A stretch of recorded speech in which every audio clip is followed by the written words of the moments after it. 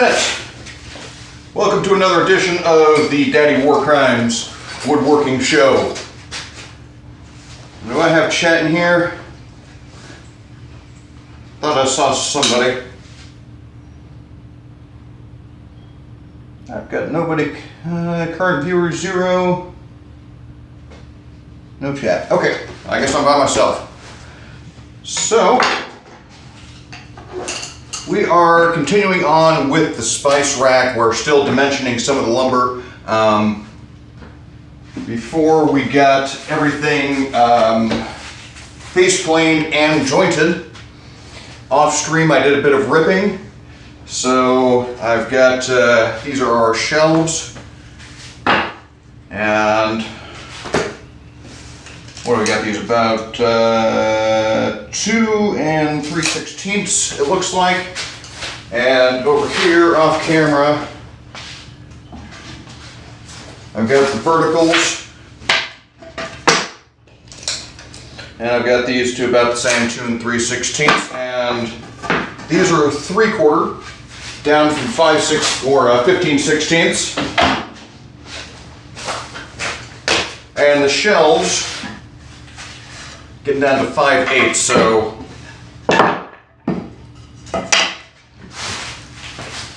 get a little bit closer here. 15/16 down to 5/8 is what we're looking for. I've already got this one marked, so I'm going to go ahead and get started on this guy. And for this, right now I'm using my jack plane with the scrub blade in it. This will take off a heck of a lot of material, and as you can see, it's going to tear out like nobody's business. But that's okay because we've got it scored, so that should prevent too much damage, I'm hoping. You know what, just for the sake of my own peace of mind, let's go ahead and put a nice hefty chamfer on the outside edge. What do you say?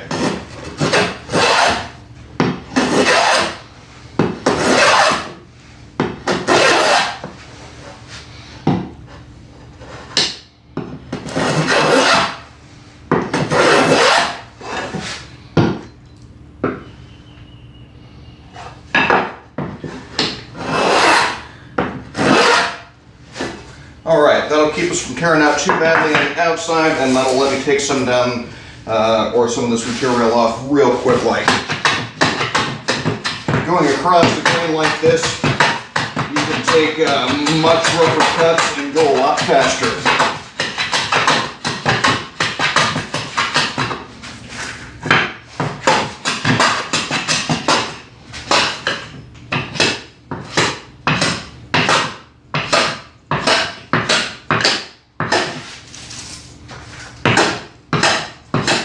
I can go a little bit deeper. Let's see.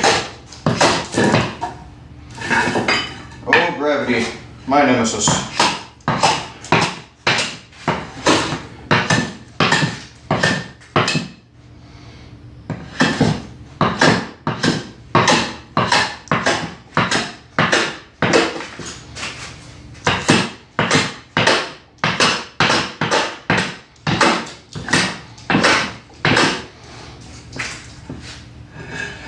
Right about now, I'm kind of wishing I did have a tail vise to clamp this stuff a little better.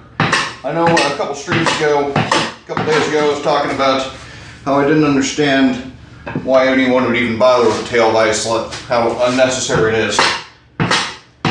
Starting to rethink that already.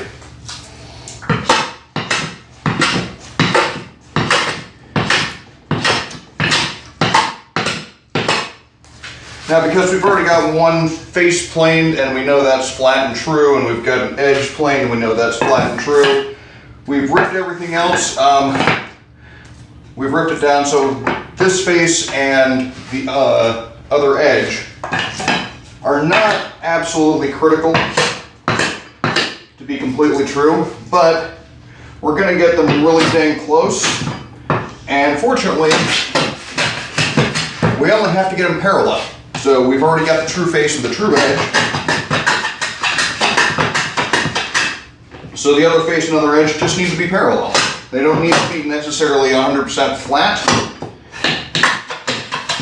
So we don't need to spend all that much effort getting them where they, as we would the face and the true edge.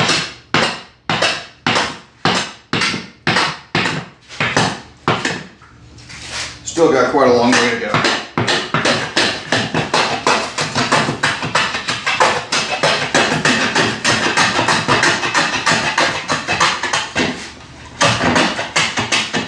Yeah, this might actually be a little bit easier with the number 4, and we wouldn't have to deal with the length as much.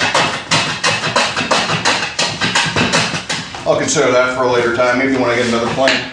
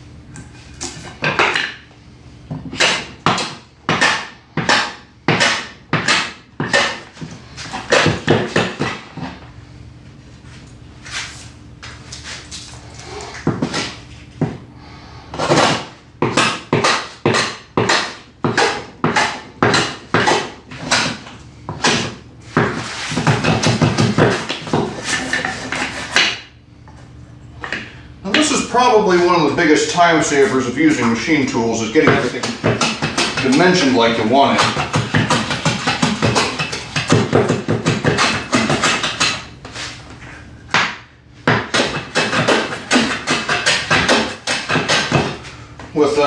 With dovetails and whatnot, you just kind of, you can just grab it and go. You don't have as much setting up to do. But with power tools, once you have everything dialed in like you need it, you can just run everything through and it all comes out exactly the same. So when it comes to this, where I'm doing thicknesses of, you know, oh, what is it, about 10 different boards? Yeah, a planer would be much, much nicer.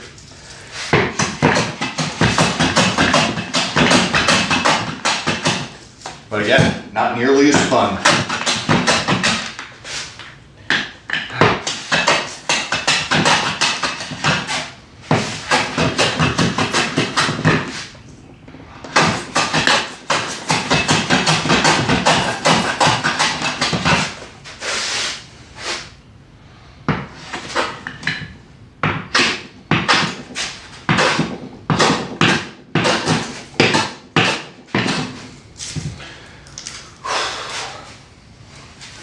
And since it is late spring now, it's getting pretty dang warm. I've got to keep some water close at hand.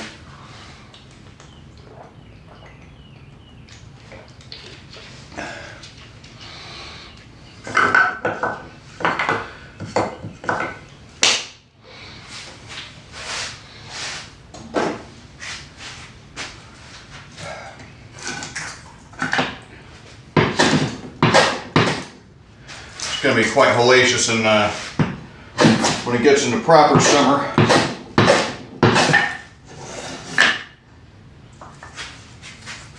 Especially with all the humidity that we get here down south.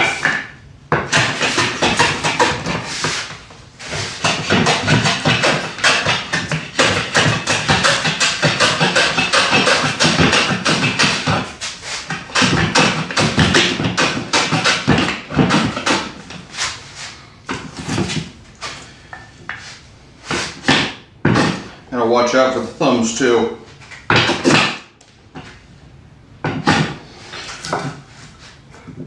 Normally the plane I don't think would do too much damage. But when I got this scrub blade here, it protrudes out quite a bit further. I think that would take off a bigger chunk of the finger.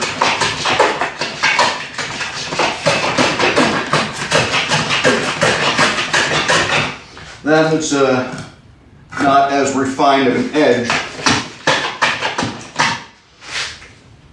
so it wouldn't be a very clean cut.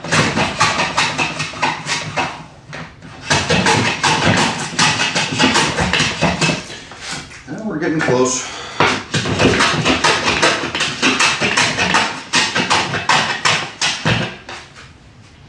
Be a bit easier if I could get this secured some way.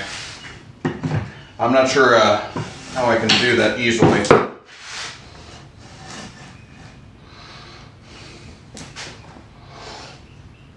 Just trying to think of something I can do.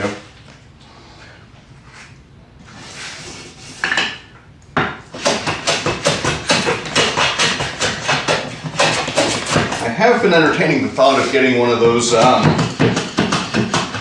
Wonder Dogs. I mean, those are pretty much like a tail vise that you can put in any dog hole, right? And my dog holes are 3/4 inch and round for the most part, except for this guy, which is a bit wider. I think it's what about 7/8, something like that.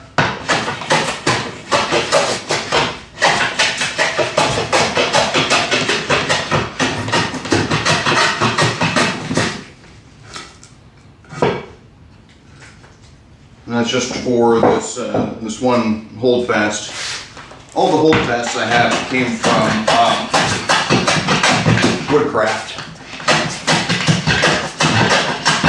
I don't necessarily recommend them because this one's a little bit too big for 3/4 holes, so it doesn't actually work all that well. And the other ones are just really, really short on the shafts of them.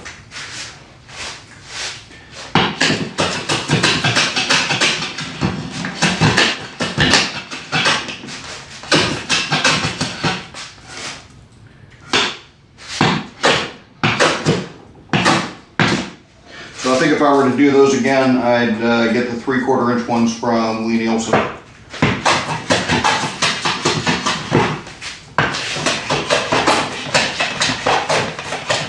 But that will probably be at a later date, maybe with my next bench.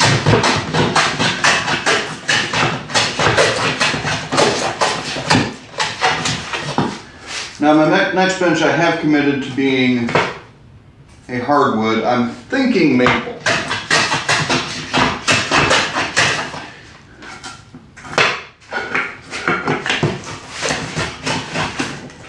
I know there's a lot of problems when you get too hard of wood that you can possibly damage a workpiece if you drop it on there. So some wisdom says that you go with softer wood,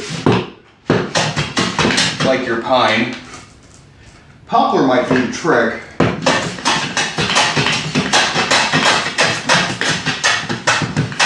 That might be a good choice as well. I'm just not really sure, but I do like working with maple. Well, hi Bbphrogger. Gotta work while I watch, but I'll be able to catch the overview, so to speak. Okay. Well, I'm glad to have you with us. Or with me. I'm all alone.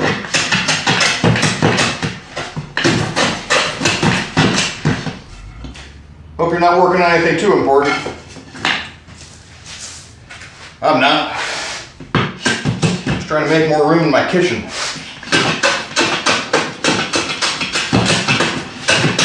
So I have way too many spices.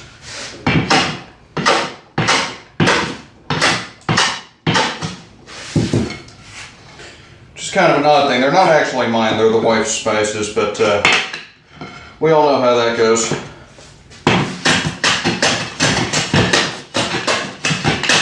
I've always been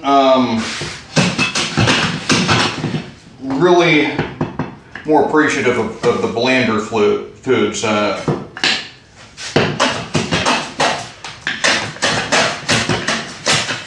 never could appreciate, you know, proper cooking with complex flavors for some reason.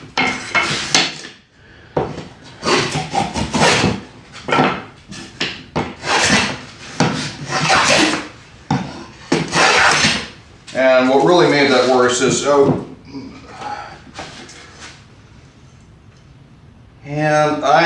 cut too deep, unfortunately.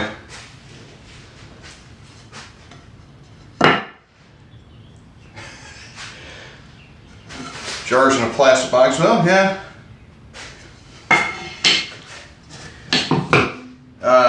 So the wife at one point decided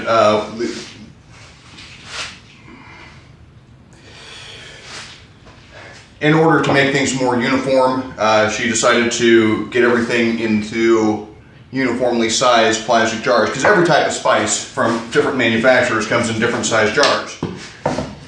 Now you can of course get everything from the same manufacturer, but then you're limiting yourself as to your variety. And unfortunately I cut this one too deep, so this is going to be the back of the shelf, unfortunately, because I screwed that up royally.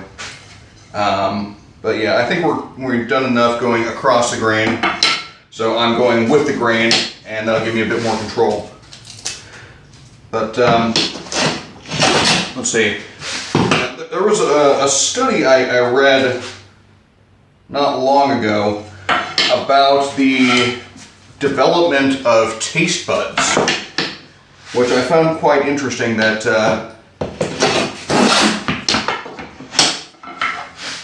when kids are much younger, they have roughly the same number of taste buds. It's just very much smaller tongues, so they've got them a lot more densely packed. So when kids are really picky about food, they're actually overwhelmed by the taste of it because their taste buds are so tightly packed together. Ooh. I gotta be really, really careful with this now. I'm getting close to my lines. And the thing is, as they get older, they, or as we get older, our taste buds are a lot less sensitive, and also, you know, less densely packed together. So the older you get, the more flavor and the more spice you want.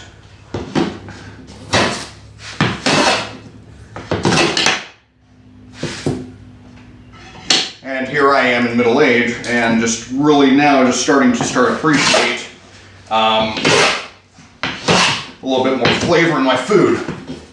I've become a big fan of black pepper lately.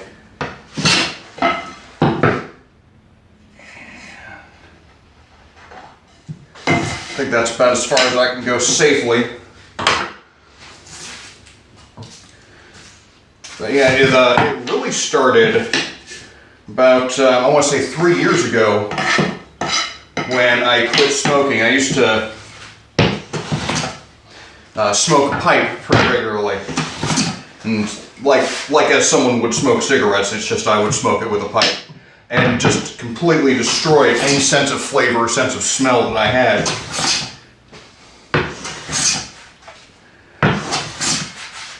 And I started vaping as a supplement to that, and that's worked out pretty well. I've weaned myself off the nicotine. It's just more of a habit than anything right now. But a few days after I actually quit, everything started opening up for me. So you know, I started to be able to smell how much my truck stank. And if you're a smoker, you do not realize how bad your stuff smells. And yeah, I went to have a steak. I went to Applebee's of all places. Not really known for their high quality, high flavored steak, but damn if it wasn't the best steak I ever tasted.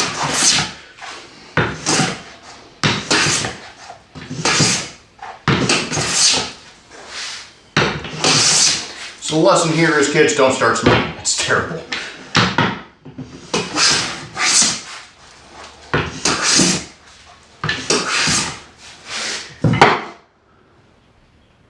Now, are you doing actual work, Bbphrogger, or are you farting around doing some things that don't get you paid today? Which we all know that's still work, but You're working for yourself or you're working for somebody else.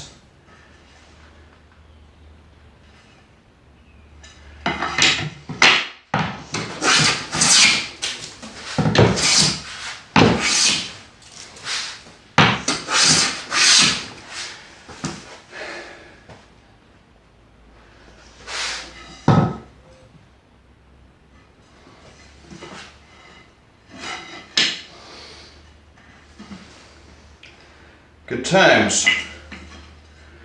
I don't have a whole lot of paperwork going on anymore, but it used to be my life.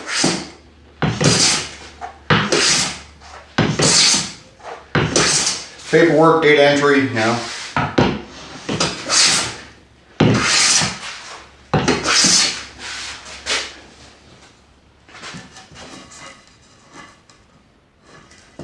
Came to the unfortunate realization that most of that, when you're working for someone else, is giving people information that they think they need, but they don't actually, and that's and gathering information that you don't actually need.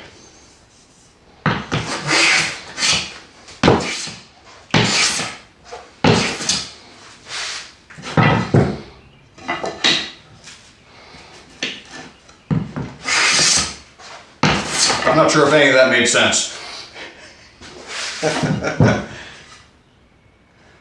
We're getting fairly close to our lines, but we want to get right up on there.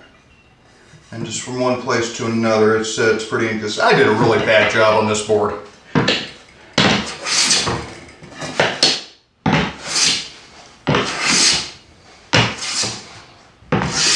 Hopefully nobody will look really too closely at it. So I'm not proud of this one.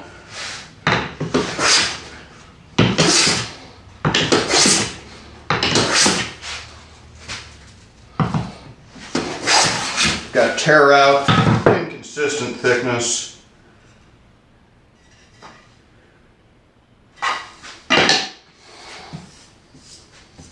Maybe someday I'll get good at this.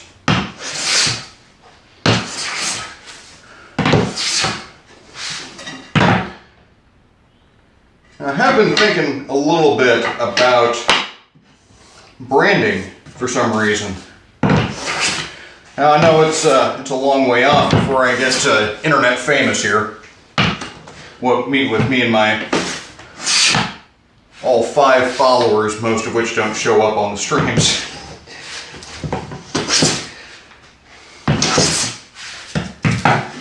But there's a tendency where content creators like to name their subscribers, name their fans. Like, for example, Lady Gaga calls all of her fans monsters and whatnot. So I'm thinking I can call, because I'm going on this cartoon villain sort of persona now, I guess. I mean, the mustache has got to be good for something, right? I figure all my followers and all my subscribers can be my henchmen.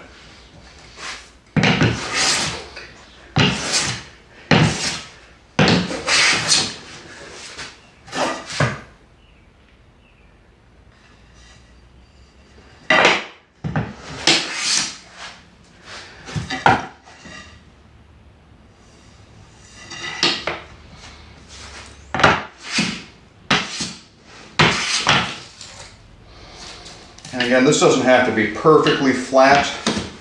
That's not what we're going for.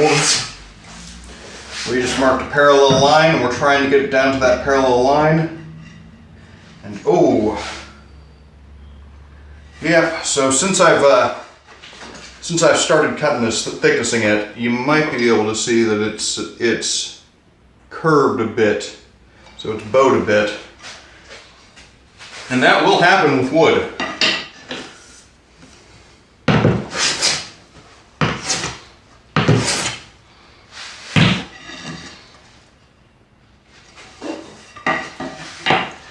Yeah, it was flat.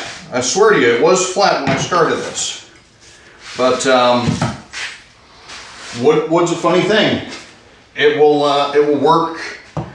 It has internal pressures that work against themselves, and when you release that pressure, it starts it starts going in the direction it really wanted to go.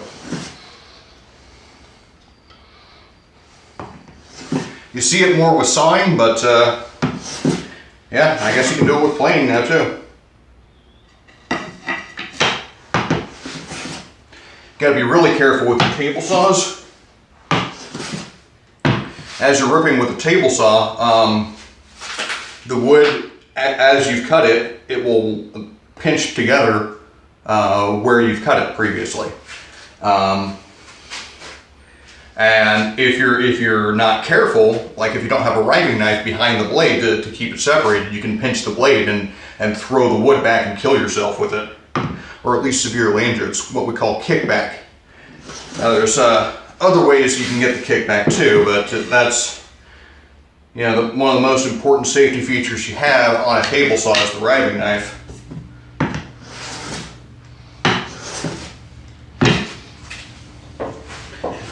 Of course, when you're using this, you don't have that problem.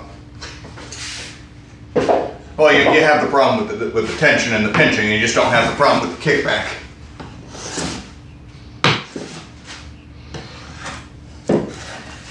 And let's see what I can do about this.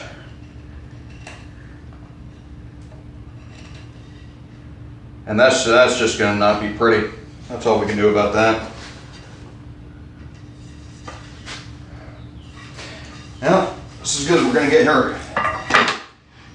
Next board. What do you want to do for me?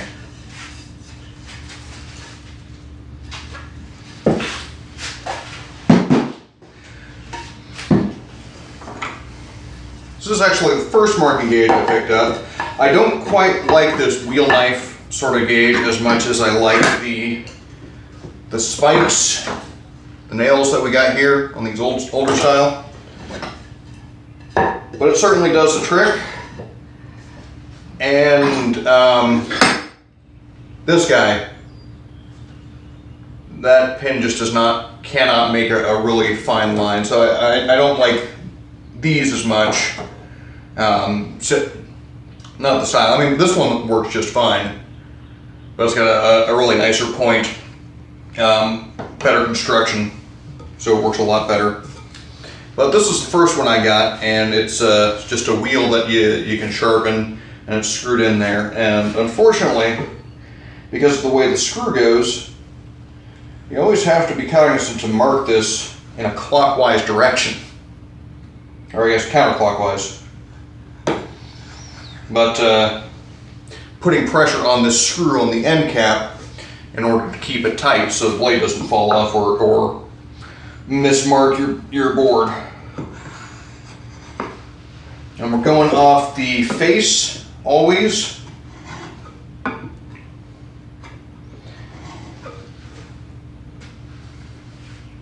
That way we get a uniform thickness, because we already know it's flat, right? Wouldn't make sense too much to flatten the face and then plane it off.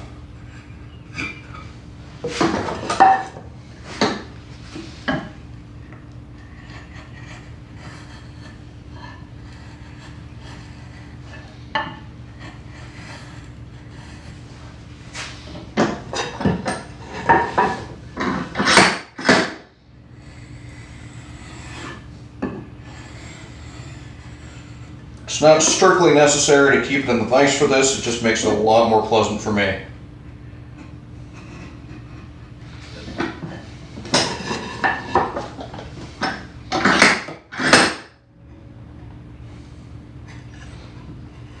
If you slip and you get it off the face of the board, the reference fence off the face of the board, then your line's not straight, and you can be putting marks where you don't want marks.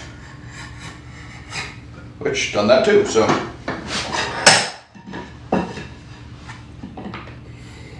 Here's another way, just lean it up against the a bench, and I've got this off, I got a dowel in my dog holes here, and just pinch it between your bench and your chest, and that gives you a pretty solid working surface as well, or working position. And there we go. All right.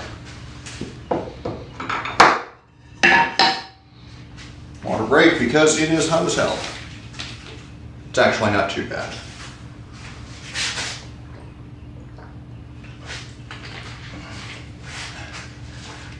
But enough to be worried about that sort of thing. Okay, so again, first step is we're going to take off, chamfer off that trailing edge, which is really, really easy to do. Just put your plane at an angle and get a good number of passes.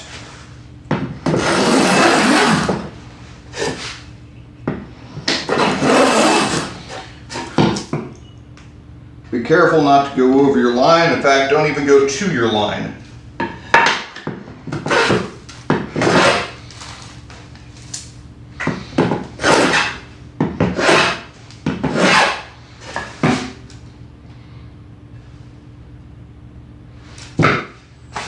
And speaking of lines, it's hard to see this one.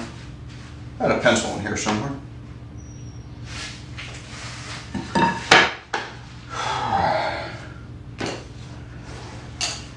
You know, I wonder why you even have pockets sometimes. They do absolutely no good if you don't put things back.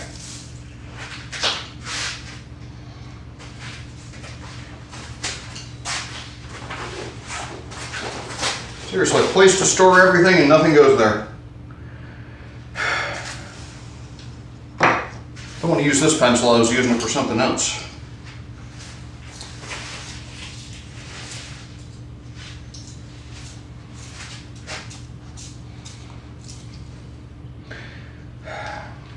And it's not sharpening. This is a terrible pencil sharpener.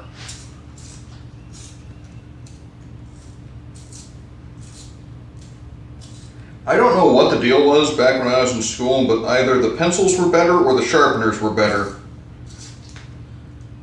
So I cannot keep a tip on a pencil anymore to save my life.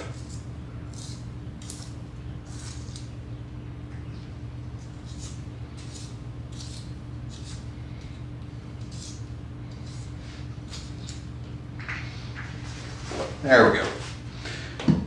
So we are just going to better define these lines.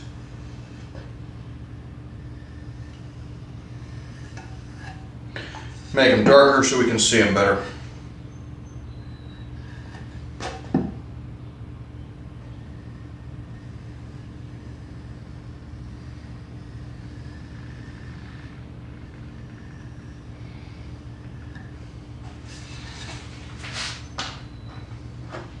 Now what I really like about that is it's probably going to be really hard to see, but you can actually, I can see two parallel lines on either side of the mark that I made, and so I got a top and a bottom.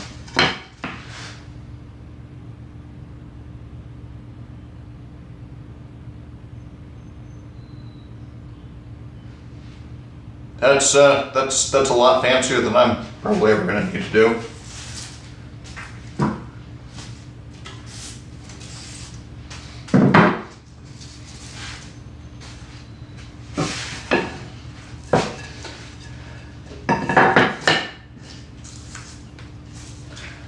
But yeah, I can definitely see if you're working with multiple different types of pencils and your actual focus is on drawing, by all means, you know, have a dozen different pencil sharpeners. And crap, look how many planes I have.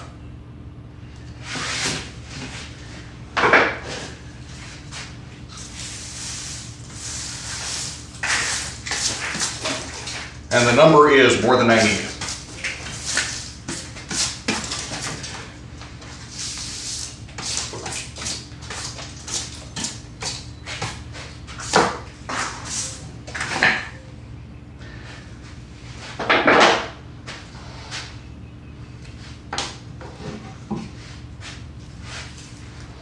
All right, cross the grain again.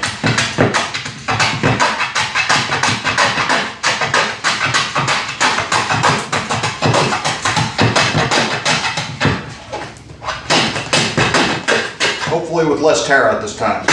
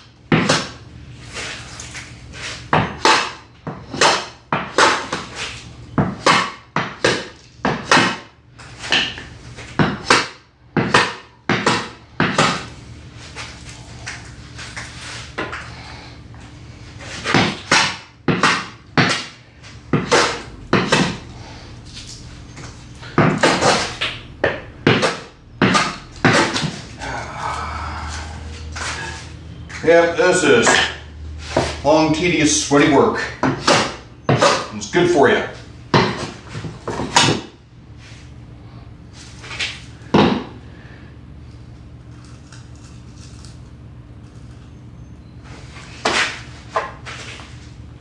That's not a pencil. Now this is a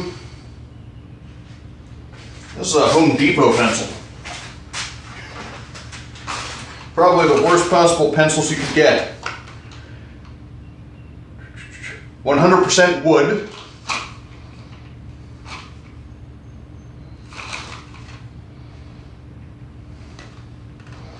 And all the ink is rubbed off this one, so let's pull out a fresh one.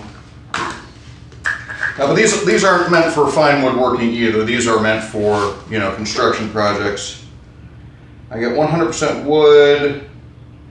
FSC C00656583, made in USA. So yeah, not even a number 2.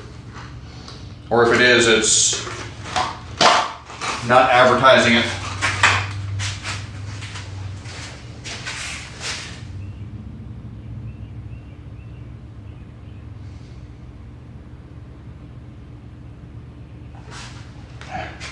Yeah, I don't know that there are such a thing as woodworking pencils.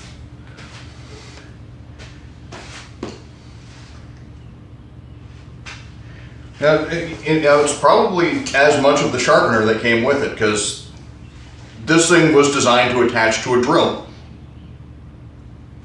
which is a really stupid way of doing things. I don't think you can get a really fine point on it. But again, they're not catering to fine woodworking. They're catering to you know, more construction things, where when you're dealing with construction lumber, I mean, 1/8 of an inch is not really that big of a deal to be off of. Oh yeah, these guys. They make pencil sharpeners for these too. The advantage of these guys is they don't roll around.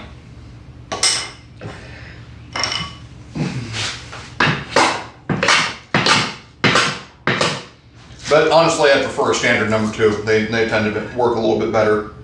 And I think they erase better too.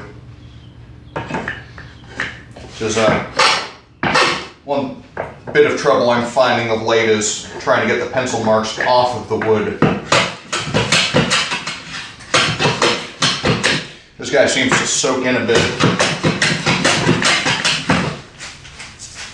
Or, you know, I could get good and stop using pencils altogether, because I really shouldn't be using them. That's why we have these marking knives.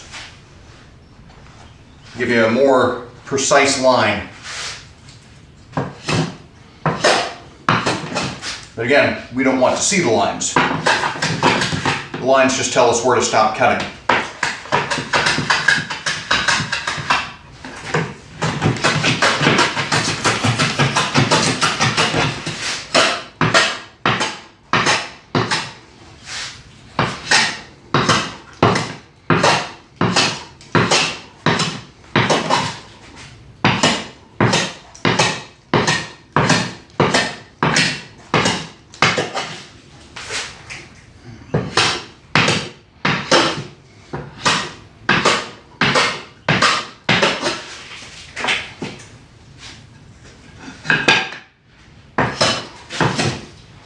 I'm debating as to whether or not for my live streams, whether or not to have the chat text show up on the display.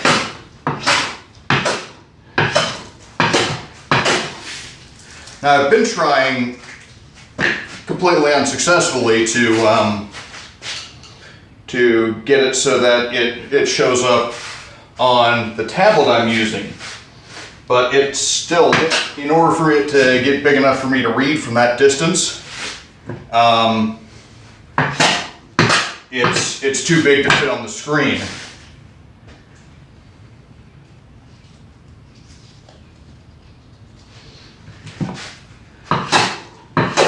Yeah, I haven't seen any options, at least with the software I have, to do the speech to text.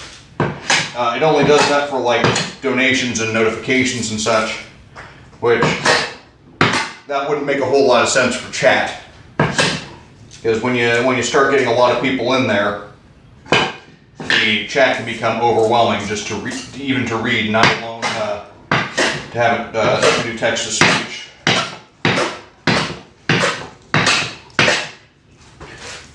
I mean, I'm some of these big streamers. I mean, it's just constant ticker tape. I envy them. I don't know how they can possibly read through all those comments and make any kind of sense of it.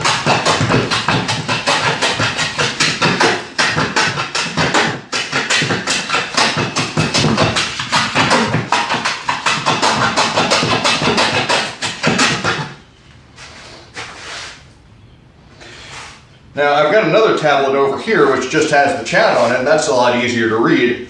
But for some reason, the Twitch app does not, isn't scrolling like I would expect it to. So I can't, maybe if I do that. I don't know. But like, I see chat on here, on the tablet that's recording, and then I have to go over here, refresh it, in order to actually read what was written. It's a little time consuming.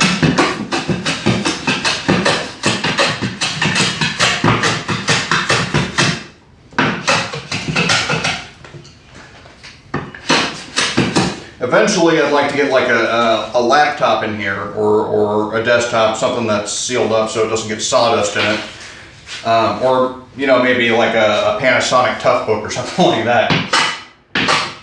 That way I can get multiple camera angles doing OBS, and maybe an external monitor that has everything blown up so I can actually read the chat somewhere.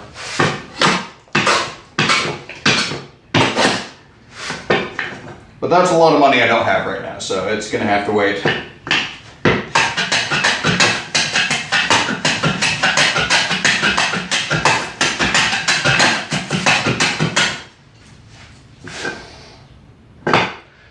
Maybe after I start school. So I've still got my GI Bill. Spent 20 years in the Army, never once used my GI Bill. So that's waiting for me. So I'm planning on doing a bachelor's degree in computer science.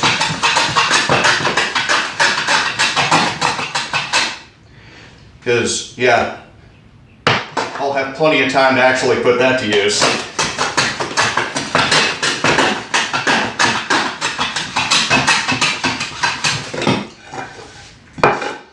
But more or less, I'm expecting to use that as yet another hobby or give back to the open source community.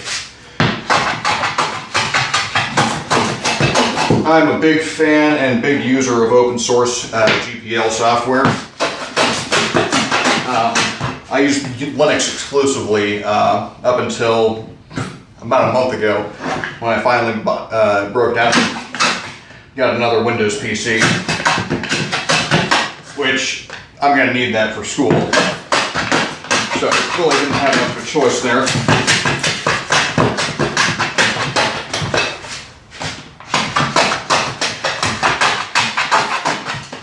That and my last computer just decided to self-destruct.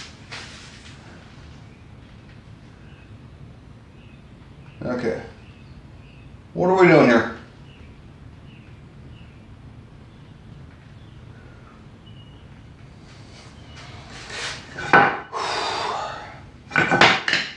does not make a lot of sense.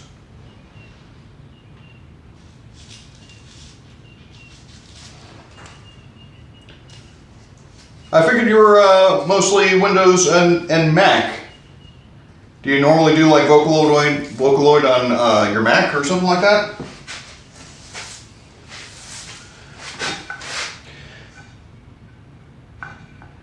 And does the software not work, or is it like different voices that don't work?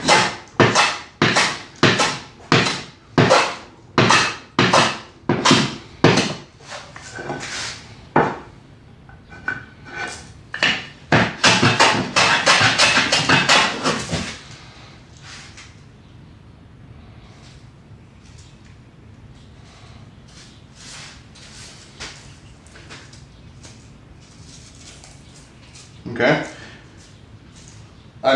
I confess I'm not familiar with Logic Pro. Is that a DAW or something like that?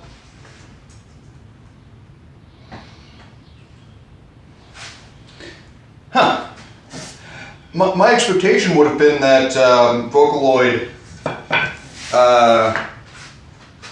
was a software, and any different voices you had wouldn't need necessarily software, or not necessarily programs, but just a voice set, like data files, which I would have expected would have been irrelevant of platform.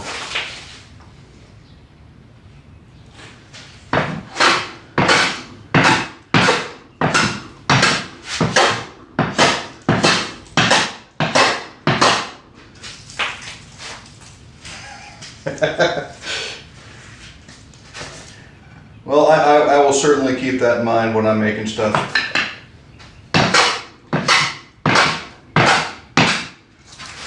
Portability is something I value in software. Yeah, maybe.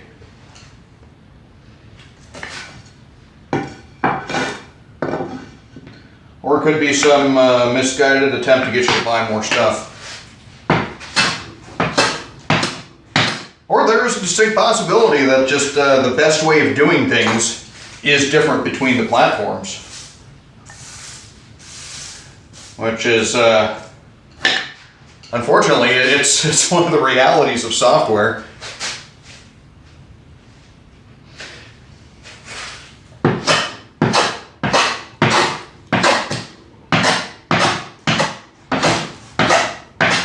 Like when you're writing in a language, in a programming language, I mean, you can write things in C. C can compile on Windows, it can compile on Mac, it can compile on just about anything. But the thing is, you still have to rewrite the software in order for it to actually function properly on those different OSs. It's unfortunate, but that is the way it works, because, I mean, it's an entire ecosystem.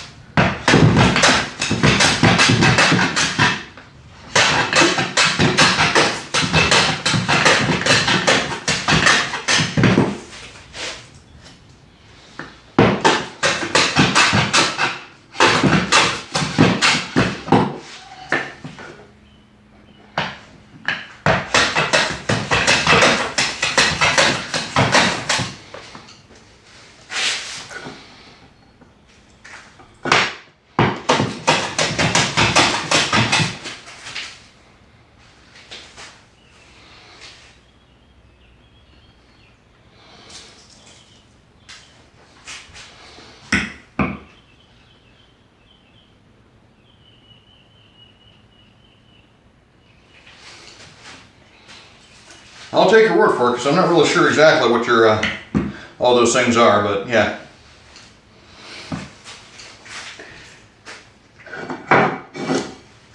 Regrettably, I just don't have, you know, all that much interest in the Vocaloid scene. I mean, I'm impressed with your work. I'll be honest, I'm impressed with your work, but not something I would ever care to do. Just think it's easier to sing.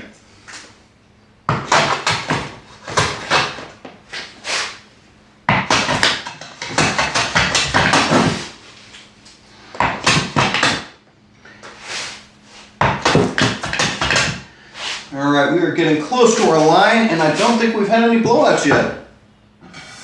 Awesome. Let's go with the grinder bit.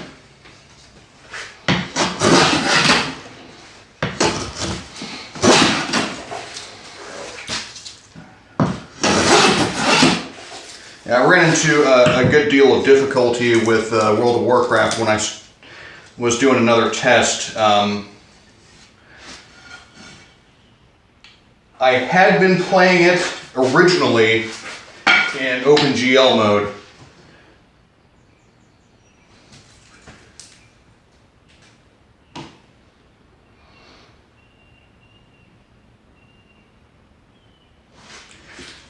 Well, that would be an advantage. Not having to worry about the human factor or the skill factor. You only have to worry about your own skill. But as I was saying, started looking back into World of Warcraft in the middle of the Legion expansion, and being on a Linux machine, had to install Wine in order to get that running because it's not Linux compatible. And when I first started playing WoW, it required me to use OpenGL, which is the open source graphics language that they're using. Windows uses Direct3D. I don't know what Mac uses, but Mac uses its own weird. I don't even know what it's called.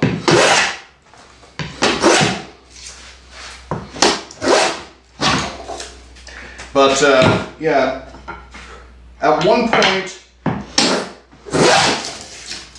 they did a really good implementation of Direct3D in Wine, and it actually worked a lot better than the OpenGL. And unfortunately, when I started getting back into it, WoW had moved up to Direct3D 11, which did not really have a good Wine implementation. So what was really the problem was the fog effects. The fog effects made the entire screen unreadable. I couldn't see a damn thing in the game. And that is really, really close to the thickness we want. Put that aside and we'll go to number 7. But when I downgraded it from Direct3D 11, and I forced it to pretend it was Direct3D 9, it worked perfectly. And then a couple months later, or a couple weeks later, WoW decided they were no longer going to support Direct3D 9.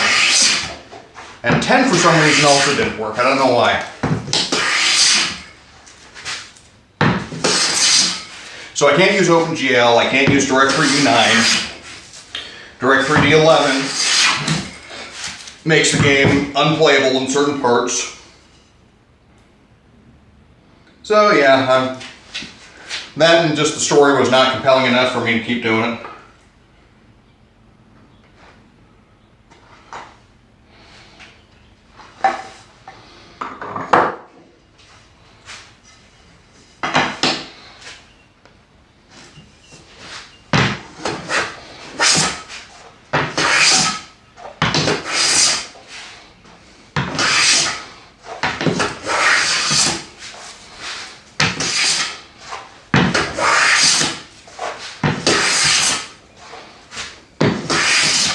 We still got a ways to go, and want to take a finer shaving and have more control over it.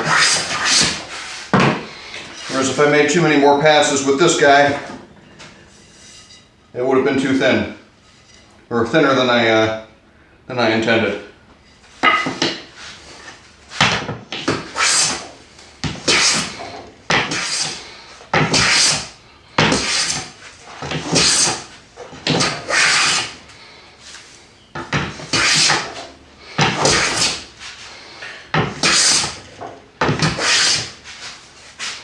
Wood is not like steel. With steel you can always put more back on.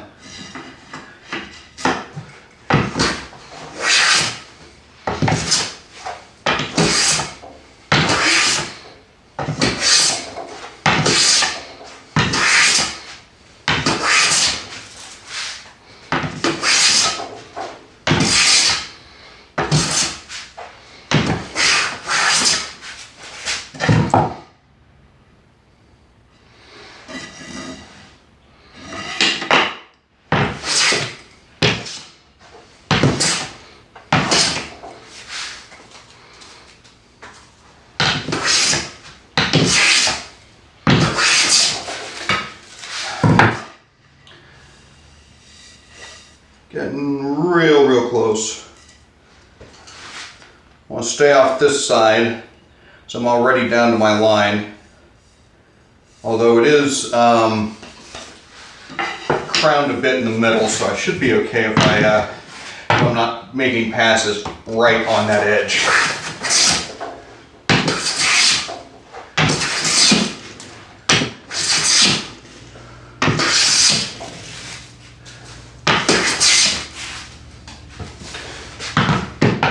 So I saw some of your warnings that you were you were working on some projects. I think you might be able to tell me, to give me a clue as to what that's going to be.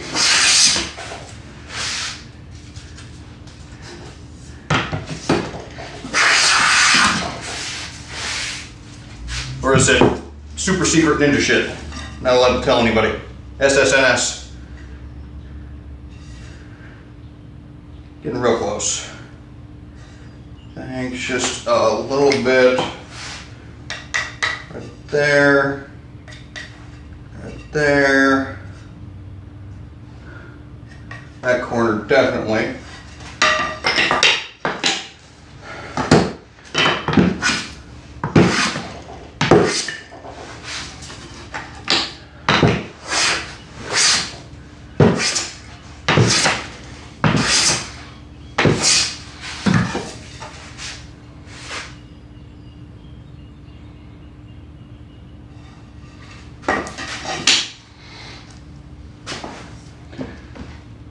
Yes, you. There's nobody else here. It's just you and me. We're all by ourselves. Get an Instagram post or something that said, like, watch this space.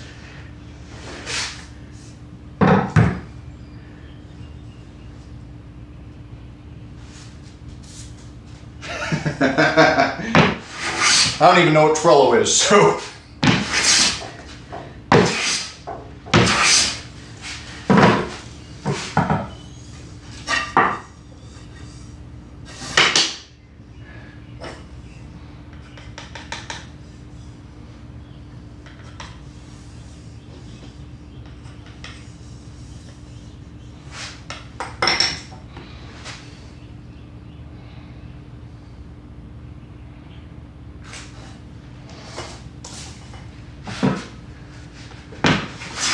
I'll take your word for it.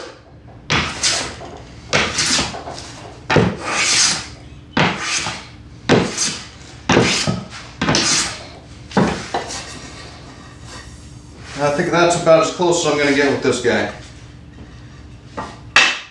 4 down. 2 more shelves.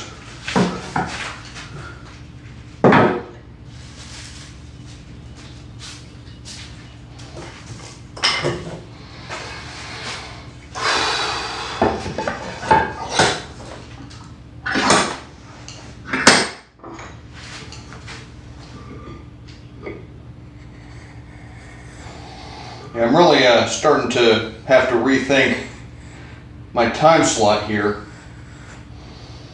because I'm not getting a whole lot of attention.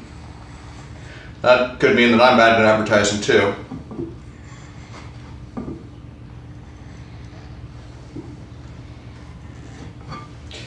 But for some reason I'm getting a bunch of Instagram followers. You know what it is? I forgot to put a hashtag on my Instagram post.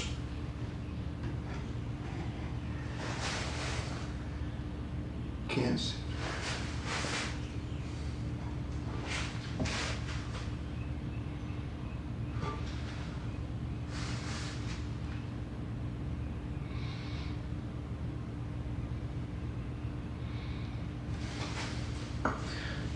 Yeah, I hate to be the one to say this, but have you considered getting singers?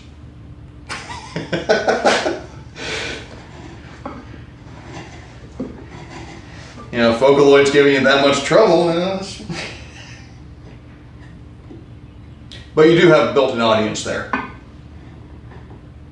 We'll give you that. Yeah. Now, my Instagram, which I just started not too long ago, And I still don't get the Instagram, unfortunately. But people seem to be following me on it for some reason.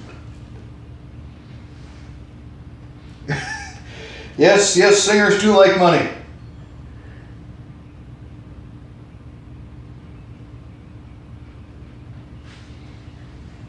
Are you planning on doing live performances?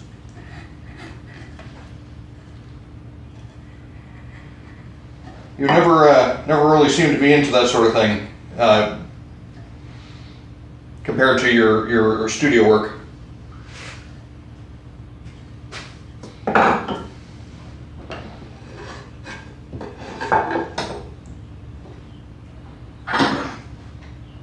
Ah.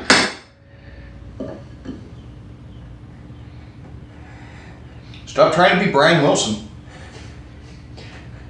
You know, just every once in a while you gotta settle.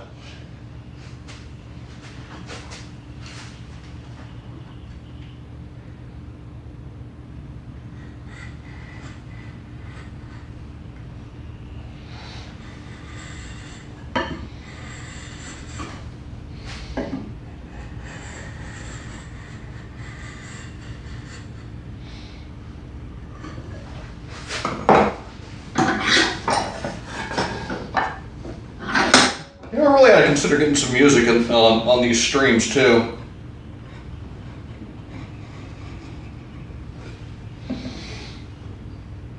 Try and find maybe some royalty-free playlists on Spotify, maybe, or SoundCloud. I think a lot of people go to SoundCloud because of the copyright issue.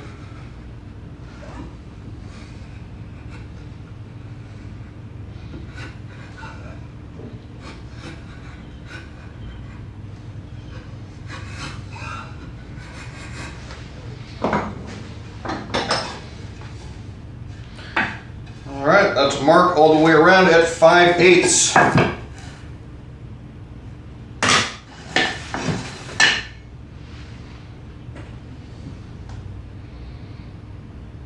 Yeah, well, you know, I'm more than happy to. Now that I've actually got a Windows PC and it works with my digital audio interface, and I also got the Blue Yeti mic. That's pretty damn good quality too. But yeah, I could probably get something up.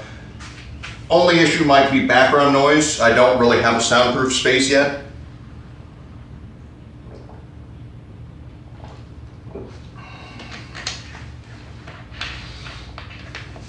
Not sure if that's strictly necessary. Maybe build some kind of frame and put blankets behind me. That might help. Oh, that and my PC is a laptop, which you really can't turn the fans off on those or make it too quiet, unfortunately. I might be able to give you something.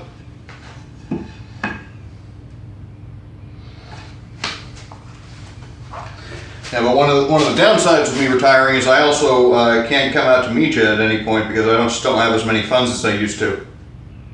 Not that I ever actually flew out to meet you.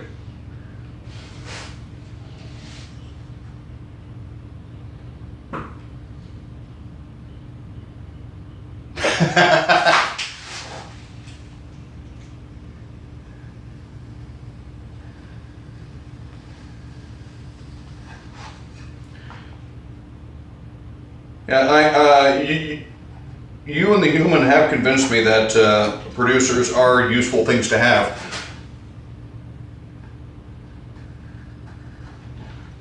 The contrast is quite evident.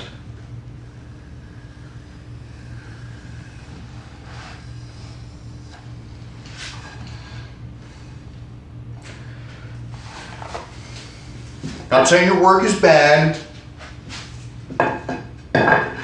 Maybe it's just having a second set of ears on it does the trick.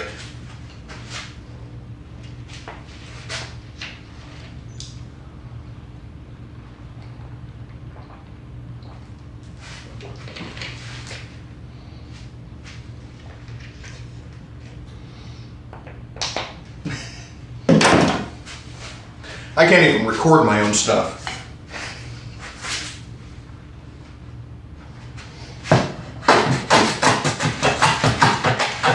That's more or less a problem of trying to play along with a metronome. It just doesn't work for me. So I think for now, I still need a champ for this, don't I? Open mic is probably my highest of aspirations.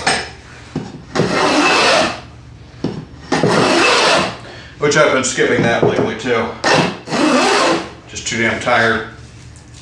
Getting old, man, getting old.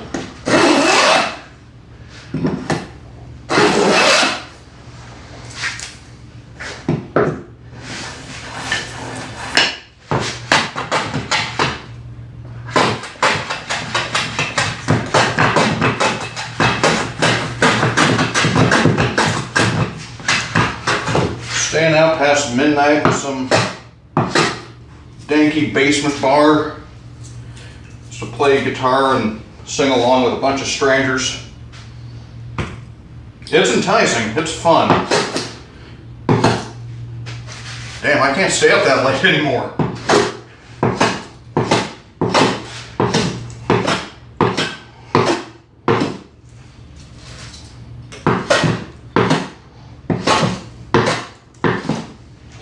I mean, it's not like I have to be anywhere in the morning. My internal clock is pretty much set to about 6 a.m. every morning. Mine and the cat's, by the way. Which is nice because it used to wake me up at 4:30 every morning.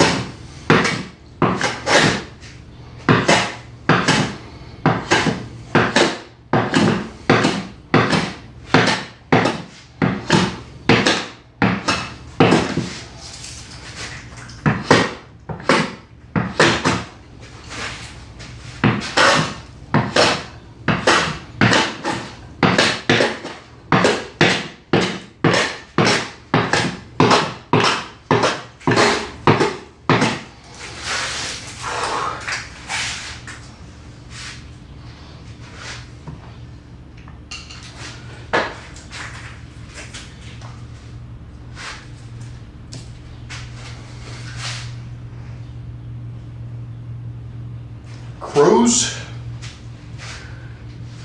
Huh? I guess they need barking at, don't they? Well, you've seen pictures of my cat, the ginormous Maine Coon. For some reason, the wife likes to close all the blinds at night. And that means that Corporal Himmelstas can't see the chipmunks in the morning. So he has to wake me up to open the blinds for him.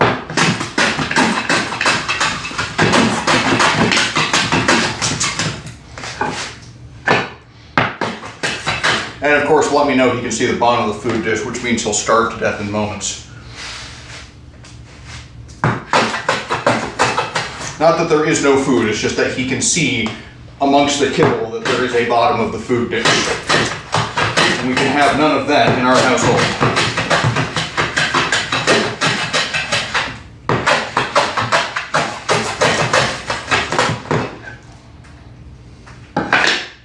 I do not recommend cats, ever. They're terrible, terrible inventions.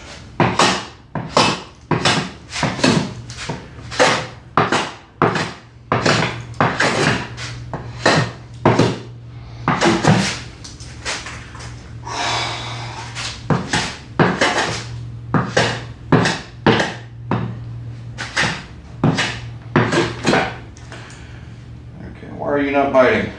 Bite, damn you.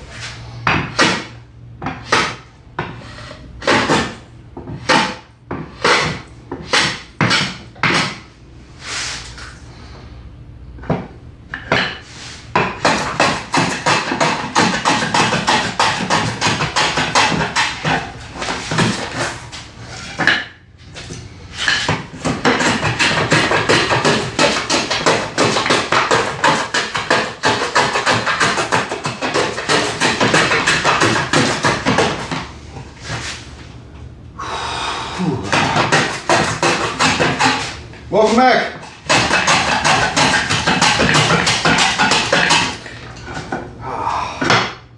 This is kicking my ass.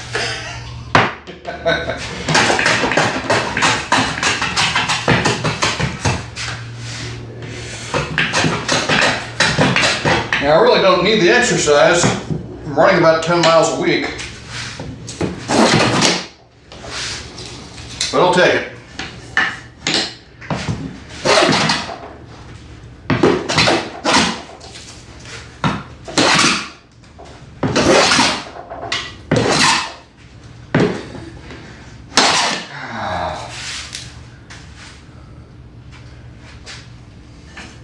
Have been thinking about getting into martial arts again.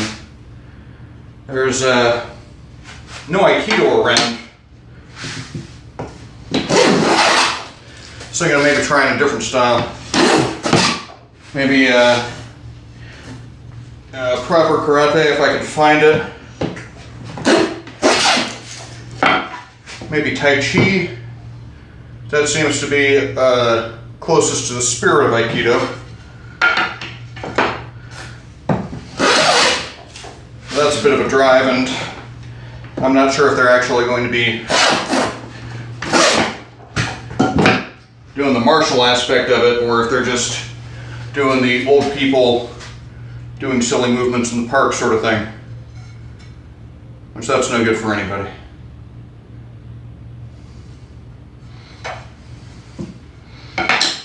Well, I guess maybe it's good for the old people in the park if that's all they want to do. That's not what I want to do. I want to do something that's actually somewhat useful. Not that my Aikido has been all that useful. So for, you know, handling belligerent drunk girls in the bar who decide they want to choke me for some reason. Some people, you need to have the skill to put them in their place without injuring them. And that's what Aikido really excels at.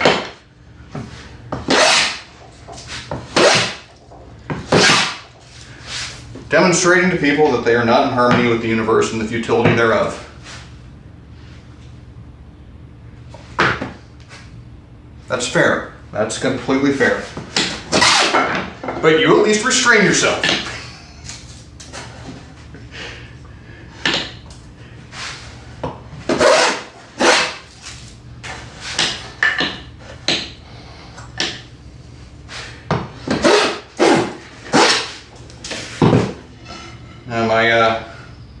When I was doing the blues band, the drummer's girlfriend used to come along with us to all of our gigs, and apparently she had no idea I was in the Army.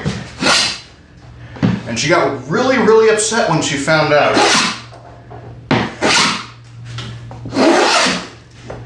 And decided to just, you know, one hand choke around my neck, and it's kotegeshi. It's the easiest thing in the world.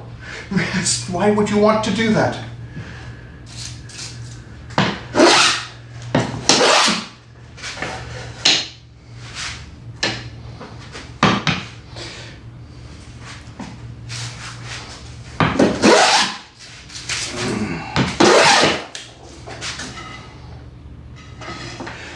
Alcohol does weird things.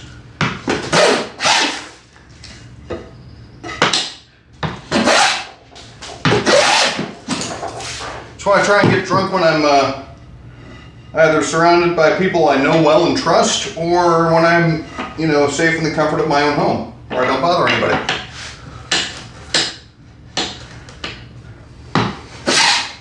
At least when I get shit-faced drunk, you know.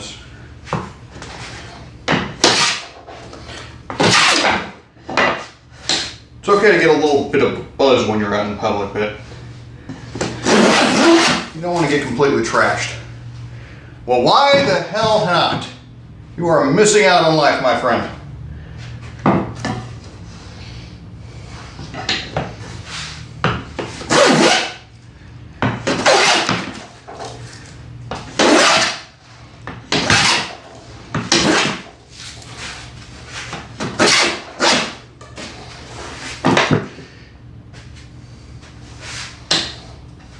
Now,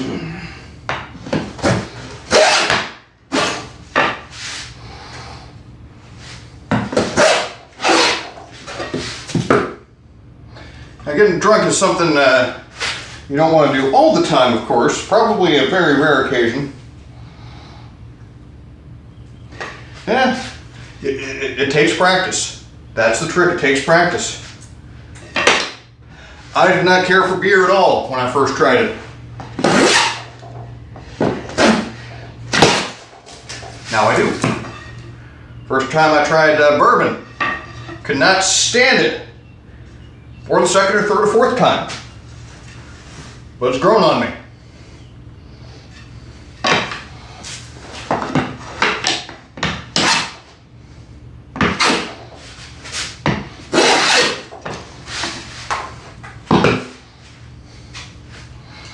There was a, oh boy, we're getting quite a bit of a bow on here.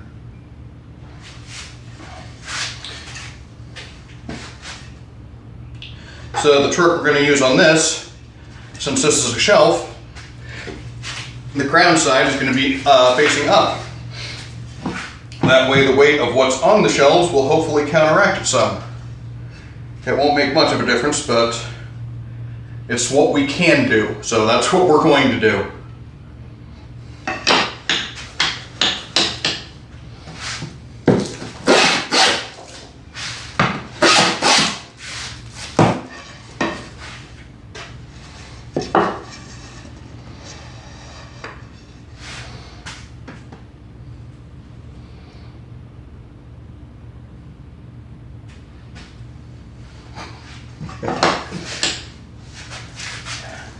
I think the best beer I've ever had, there's a place in Columbia, Missouri called Flat Branch Brewery.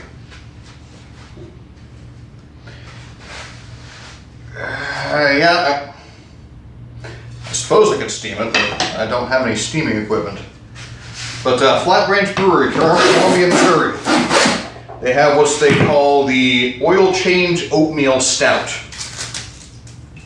It is delicious and packed full of alcohol. Highly recommend it to anybody. Okay, that's about as far as we're going to go with the scrub plane.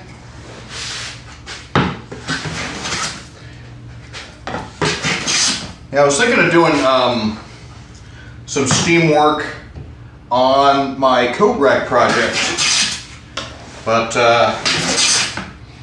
I started running out of time and running out of patience, and I still didn't know how I was going to tackle it.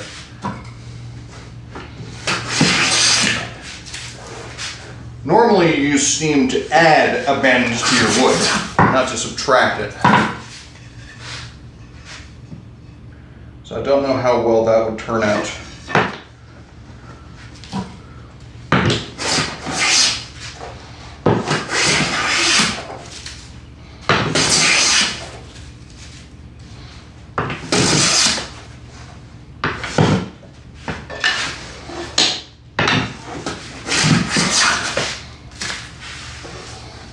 I may need to get something better for as a plane stop. I mean, it works, but it moves too much. You know what? Maybe, just maybe,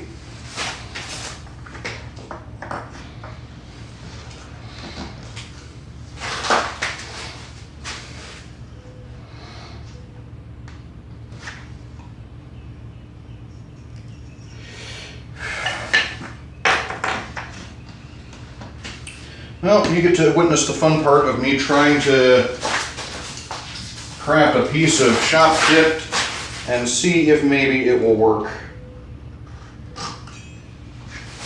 Okay. So,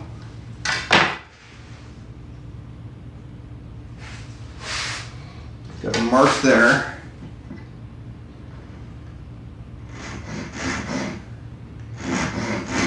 And I'm using the mirror trick, so the saw plate is, oh no, this is tame.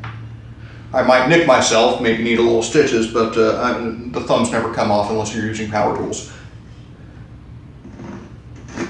So in order to get a parallel line, you can use the reflection in your saw on the wood, and so long as you keep it straight, the reflection straight to the piece that you're cutting, you should have a completely 100% perpendicular line. Now unfortunately, let's see if I can get this in the clamp, maybe that'll help. They call that the mirror trick.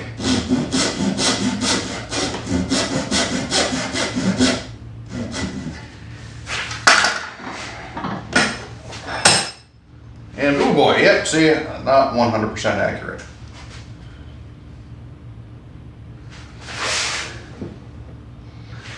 And how far can we go with a chisel?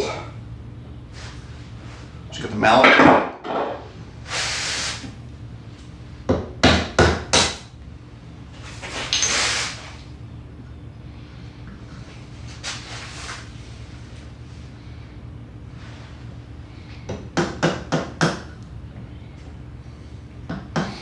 And the hand saws are not dangerous. The chisels are dangerous.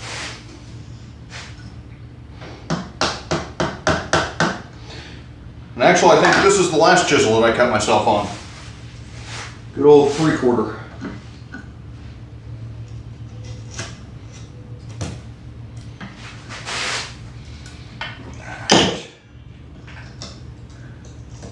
So what I'm doing here is I'm trying to make a little shelf and a parallel face. It doesn't have to be too big, so I'm just using it as a plain stop. And this is just going to be like a standard dog, I think. Standard bench dog. And let's go ahead and cut off that because we don't need all that material as a fence. And this is an experiment, so it doesn't need to be all that precise, I suppose.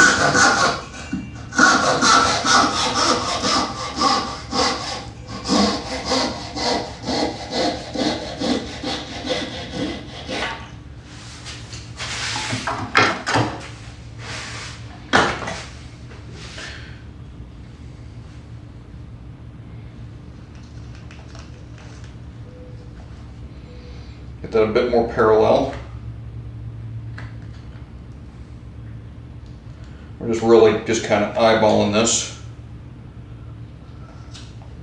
Now, if I wanted to be really, really clever, I could put like a coat hanger and make it spring, but I don't need that because this dog hole on this part of the bench is actually quite short.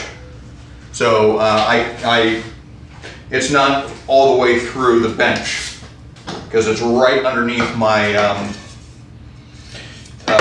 face vise here. All right, let's see if this works any better.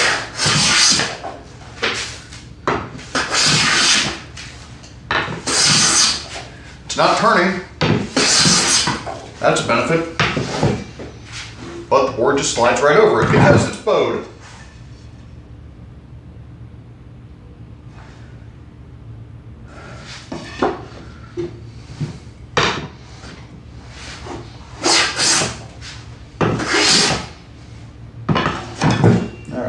On this side, do some work on there.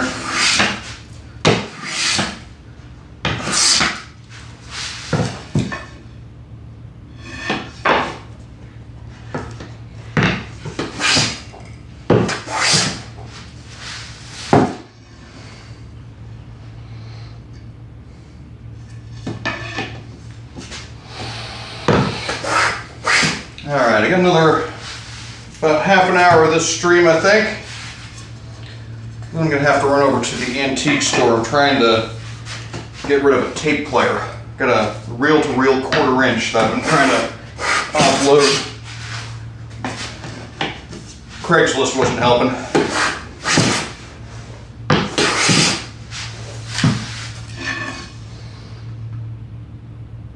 Got one guy who wanted me to drive about 2 hours to sell it to him. That's not happening. Last shelf. So we got 5 so far. Pretty pleased with this, actually. fairly uniform thickness, which that was the intent, really.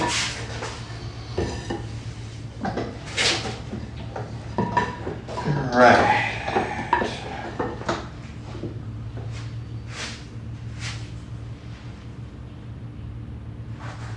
You're going to have to be a little bit more specific there, but I don't. How heavy is what? The tape deck? The wood?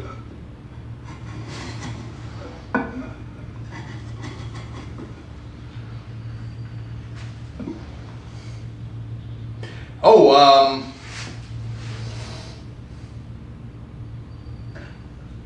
it's about 20 pounds, I'd say. Pretty close. It's an Akai 1721. It's a 4-track.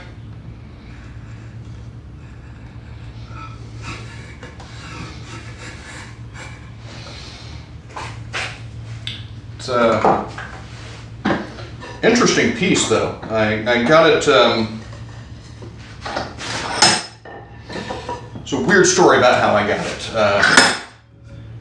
There was a.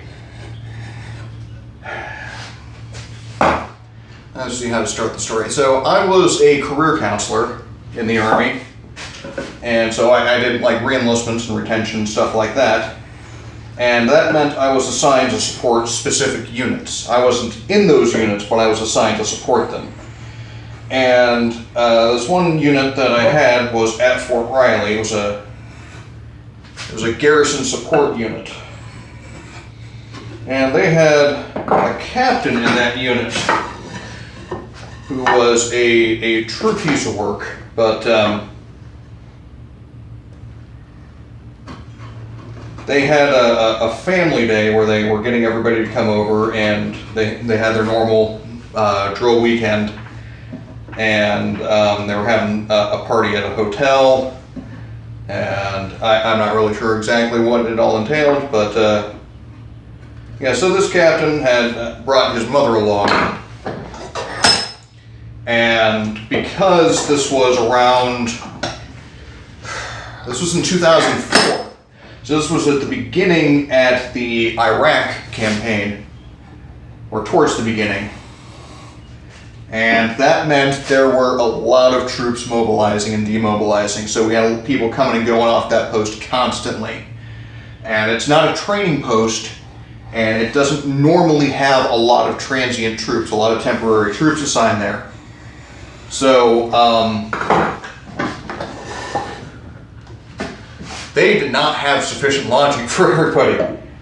And so this captain came through, could not get a hotel room within like 50 miles of the area. And so he was coming in from halfway across the state, which, as you do as a captain, you know, you go where the positions are, and as you move up, the positions are fewer and farther between. So anyway, this captain had brought his mother along and had failed to secure proper lodging ahead of time. And so he asked me, because of his poor planning, if he could stay with me at my house, because otherwise, you know, he would have slept in the truck if his mother hadn't been with him. Which made sense, and I was, you know, trying to be charitable, so yeah, I let him stay at my house.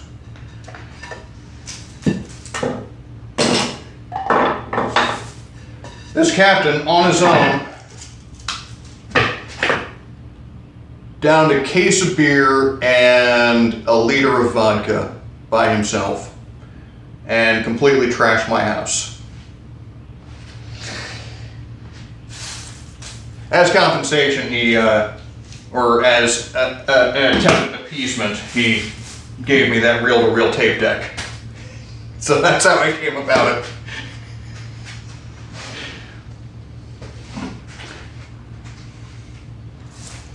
Yeah, mine was not the worst story of this particular captain.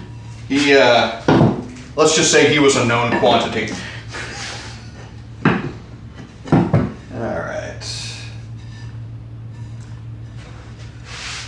Let's read the grain a little bit. I'm going up this way. Always want to go uphill in your grain.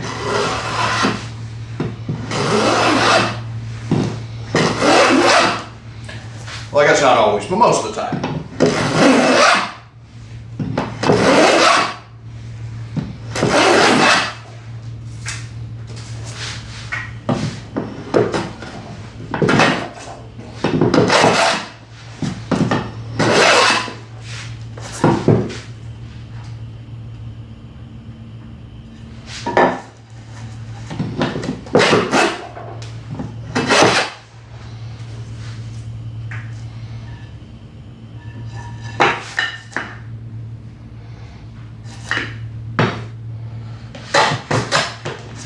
You know what, I don't think I'm having much luck with the cross grain stuff, so I'm just gonna go with the grain from now on.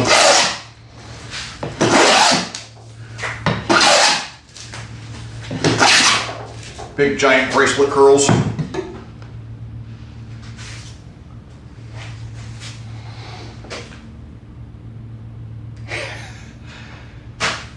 But you know what, I'm not getting much money for it, so if you're willing to pay for shipping, you can have it.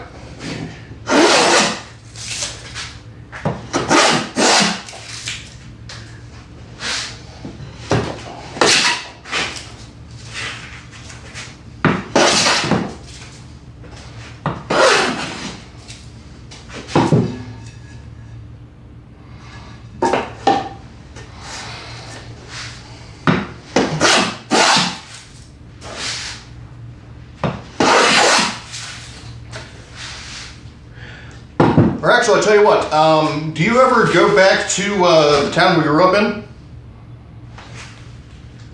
Because if so, there's a possibility we might be able to meet up there when I'm visiting my family.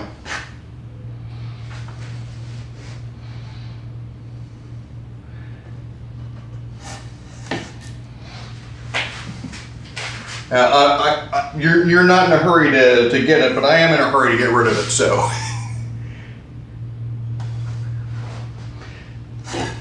I'll tell you what, I'll send it your way. If you're so inclined, I'll send it your way and you can make it up to me if and when you feel appropriate.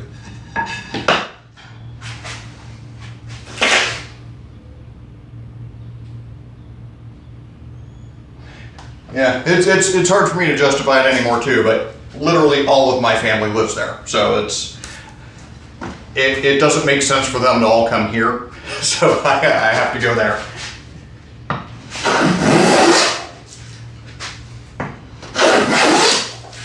Yeah, maybe you can make it up to me and allow me to use your music royalty free for something or like that. Which I've pretty much been doing anyway. I've asked. You said it was okay every time.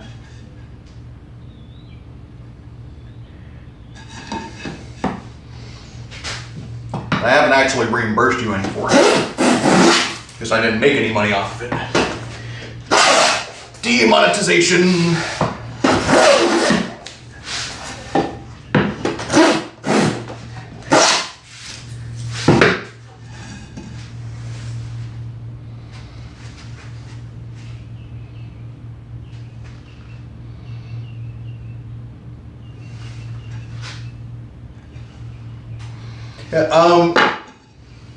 Yeah, send me a PM or something on Facebook. Actually, no, I've got your address somewhere, don't I?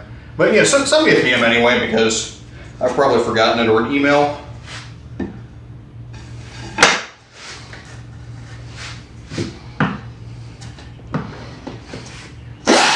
And it's not all that generous. I've been trying to figure out a way to get rid of it for a while now.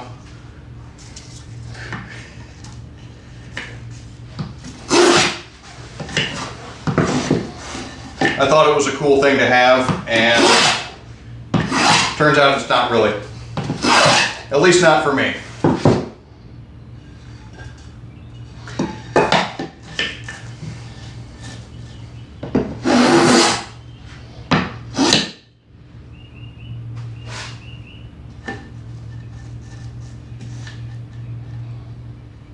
All right, sounds good.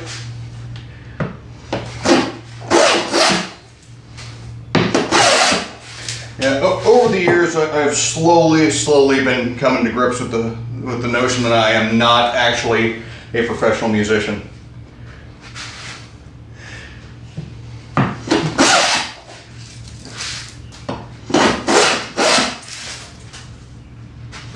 It turns out that I have way more equipment than I do skill, and I like eating, so that meant that I couldn't dedicate 100% of my time to the craft.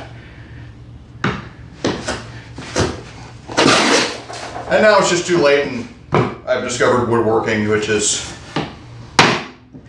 lots of fun.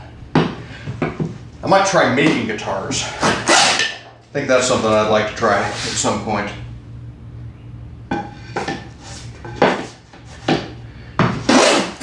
Actually, was going to make one from Warmoth parts, but there was a Kickstarter campaign that was offering to do custom work for really cheap, so I figured I'd give that a try. Still waiting for mine.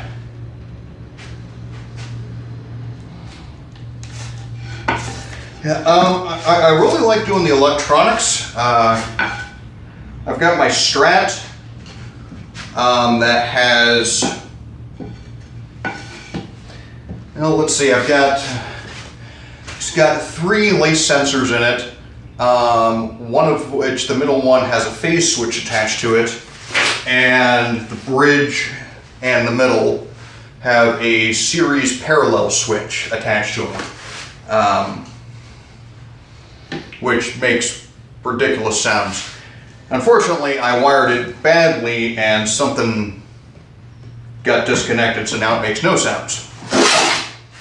And just with moving and retiring and everything, I haven't been willing to mess with it.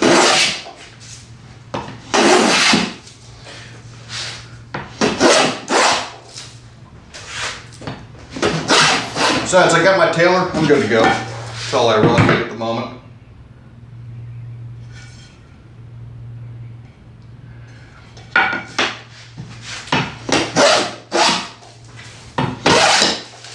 I think we need a little bit of a sharpening session.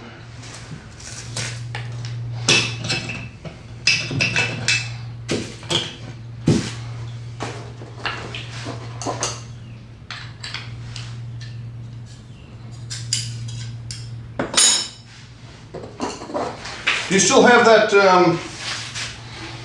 fretless? I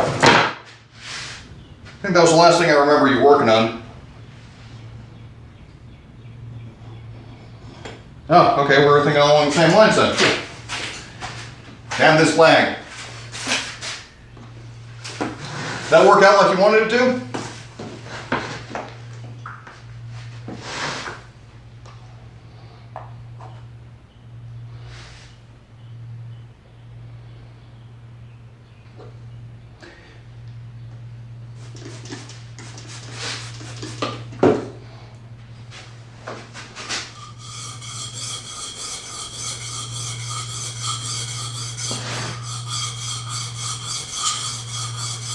Nuts aren't too terribly difficult. Just get a little bit of fine files, and in some cases you can actually use some wound strings as files and make the perfect size.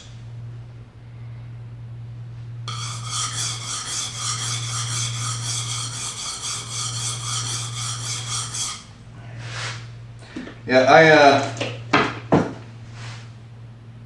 I don't put a whole lot of stock in the professional setups of guitars. It might be just because I've never had a good professional setup, but I can get by on my own just fine. I can do intonation, I can adjust action, no problem.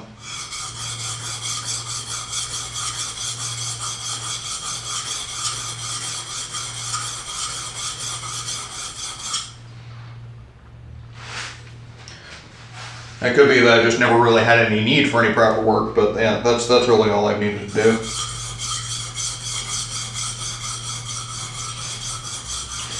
And a fretless guitar would actually be one of the easiest things to make.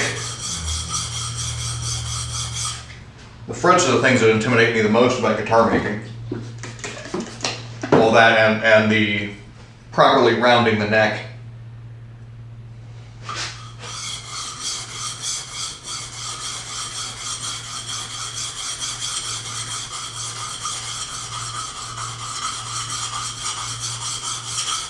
Because this is a rounded iron, I'm trying out this technique. I really don't get this quite all that well, but I'm just going across the edge of it, but I'm kind of doing like a sweeping motion, like a curve across it. Really can't find proper words to explain it because English is difficult. But normally with a standard plane iron, you're just going straight back and forth because it's supposed to be 90 degrees.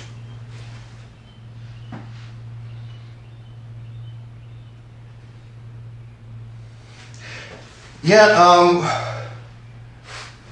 I think the trick to it though is that you're not supposed to have the same radius at all parts of the neck. You're supposed to change the radius. It's supposed to be gradually increasing as you go up the neck. That's one of the parts I find slightly intimidating. That and the whole cutting the fret slots at exactly the right length or the right distance.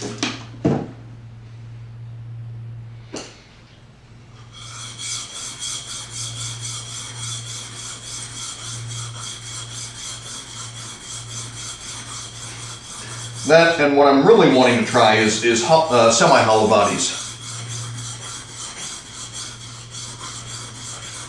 And I think you need to be on your game when you're working with acoustic properties.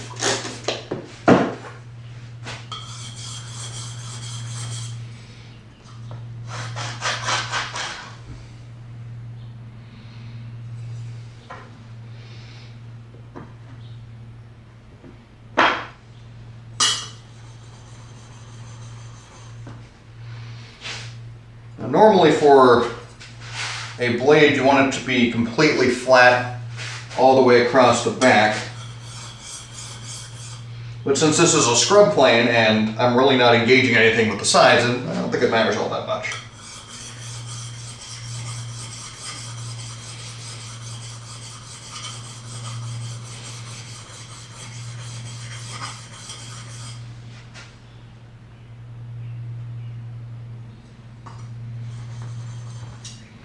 With any of my other planes, or any of the other blades, I'd take it to the strop next.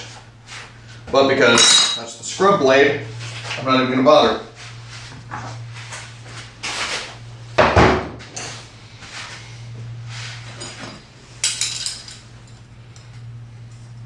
And also my whole notion of keeping it honed constantly and sharpening it before it gets dull, I don't really think applies to the scrub blade.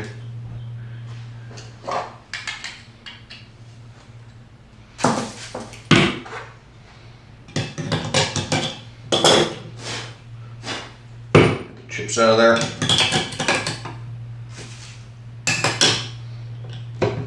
All right, shall we cut better? How are we looking on this end? Got a ways to go still. That's too deep.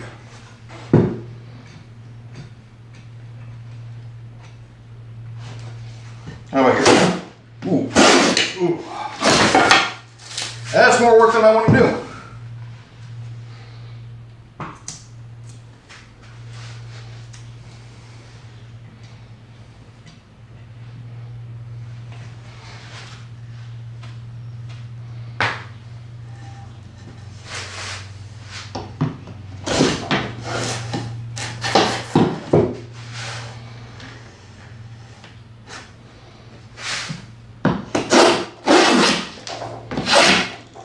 There we go.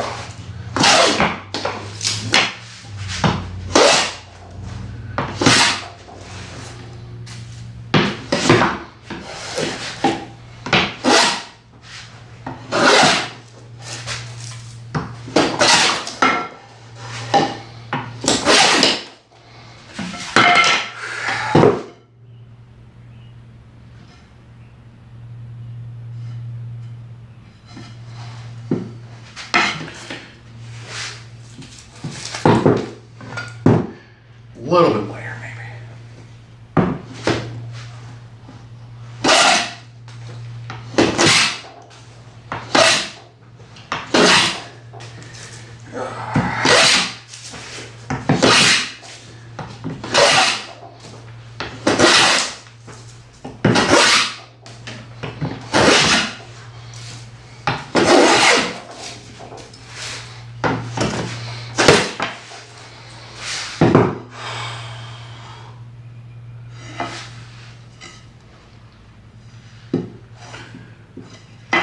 Very close.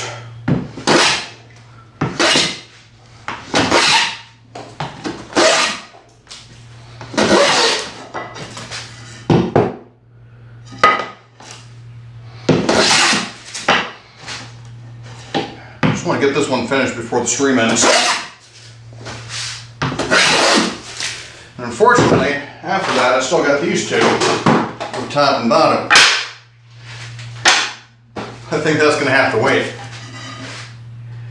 Though I do think that anybody who has been watching these is probably a little bit bored of all the planing and dimensioning.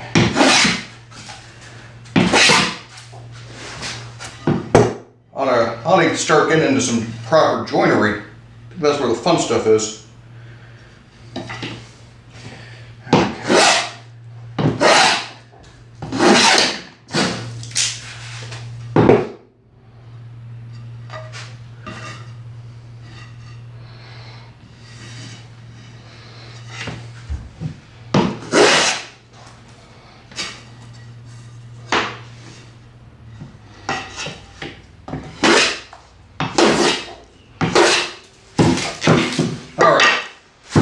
Number 7, your turn.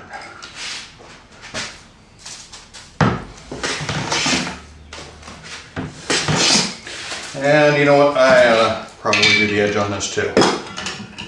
I got time.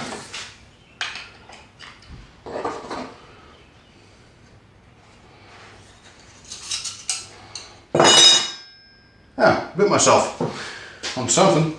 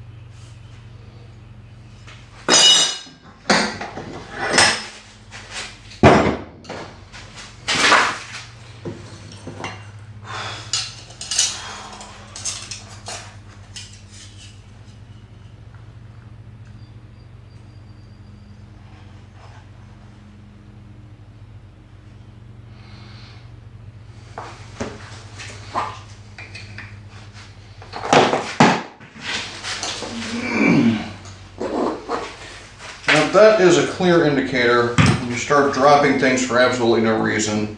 It's about time for a break.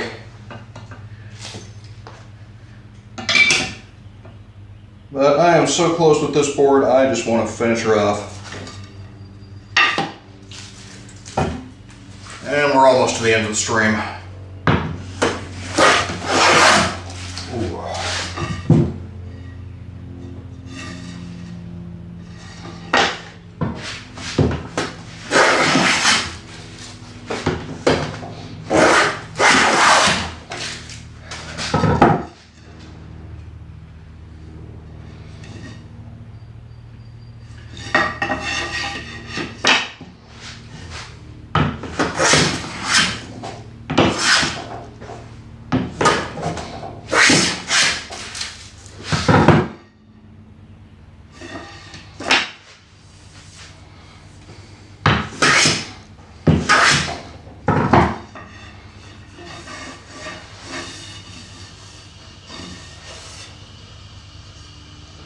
This is not taking much work at all with the jointer. I'm almost there. It's like I'm developing skill or something. Getting a feel for it. Maybe, just maybe.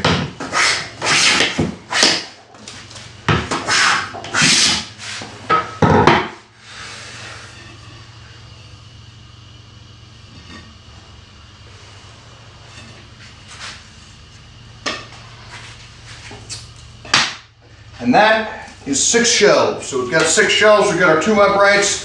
I think either later today or tomorrow I'm going to do ripping and planing or thicknessing of those 2.